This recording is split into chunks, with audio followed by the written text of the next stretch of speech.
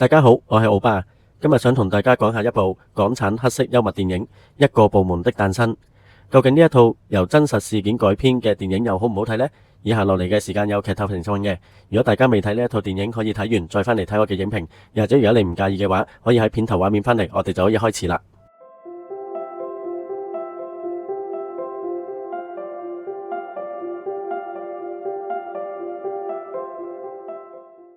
首先都同大家講下呢套電影嘅故事大綱啦。故事係講述由戴玉琪飾演嘅德仔去咗開心電視台嘅客服中心，想要 cut 台，因為德仔搞咗好耐都未 cut 到台，又覺得由白紙飾演嘅客服員呢喺度 hea 鳩佢，咁所以呢，佢就開始發爛渣啦。咁啱由麥沛東飾演嘅警察呢亦都在場，咁啊諗住拘捕阿德仔嘅時候呢，無意間德仔就執咗佢嗰把配槍，即時演變成一場挾持人質事件啊！咁究竟最後德仔又 cut 唔 cut 到台呢？所有人又能唔能夠全身而退呢？咁就留翻俾觀眾自己睇啦。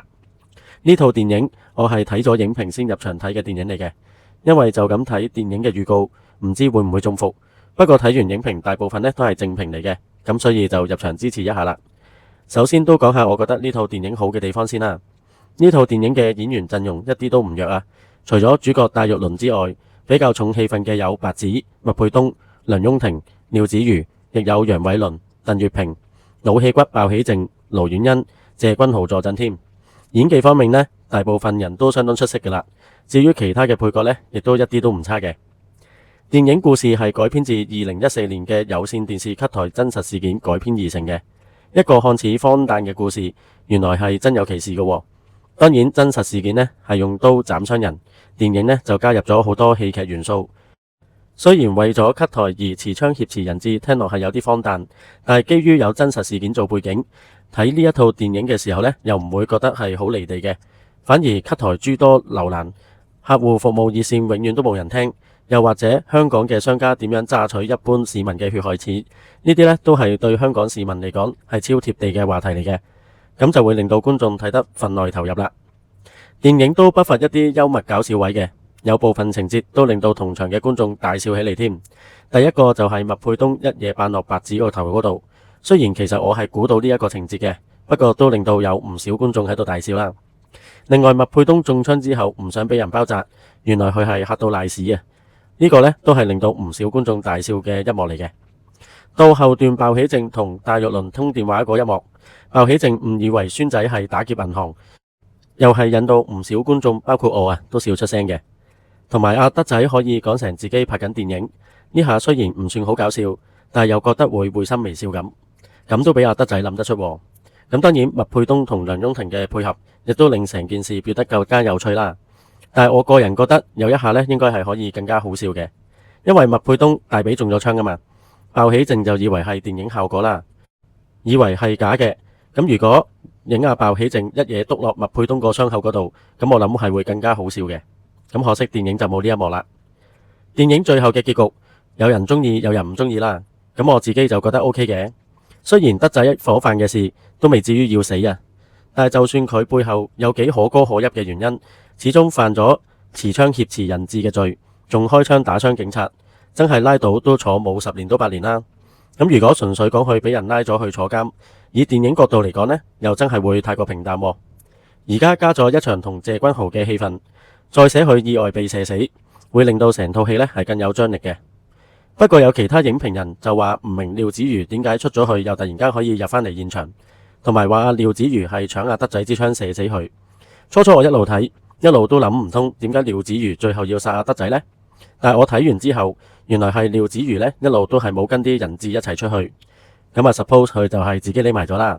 到最後佢就突然出嚟，就想搶阿德仔支槍射阿謝君豪。點知意外跌到呢支槍走火先射死阿德仔嘅啫，咁我就覺得咁樣係 make sense 啲嘅。跟住我就講下覺得呢套電影冇咁好嘅地方啦。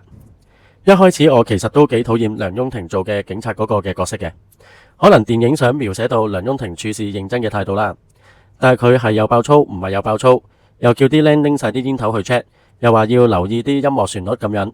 雖然我哋觀眾係有上帝視覺，知道佢做嘅嘢呢都係有啲冇用嘅，但係就會令到觀眾覺得阿梁雍婷聲大大冇貨賣，包括佢質疑德仔有同黨啊。雖然現實上警察呢真係應該要多角度去思考嘅，但係電影咁樣描寫，唔單止未能夠幫佢塑造一個好有頭腦、好認真嘅警察之外，反而覺得呢，佢係有好煩嘅。謝君豪飾演呢個電視台嘅大老闆啊，最後話佢肯用自己嚟到去換啲人質，咁當然現實世界就一定冇可能發生噶啦。對有錢人嚟講，普通市民嘅命根本都唔算係啲乜嘢添啦。電影寫謝君豪用自己嚟換人質嘅最大原因就係為博取流量，但佢入到去同德仔對話嗰段情節，感覺呢有少少到喉唔到肺嘅，凸顯唔到謝君豪用自己條命嚟換流量嘅舉動。兩個人嘅對話亦都有少少流於表面。其實導演可以將佢哋兩個嘅對話再寫得精闢啲。有一度謝君豪都有講佢哋經營電視台呢好難做嘅，買個英超播映權呢都唔知要幾多億。嗰一刻其實我都有俾佢打動。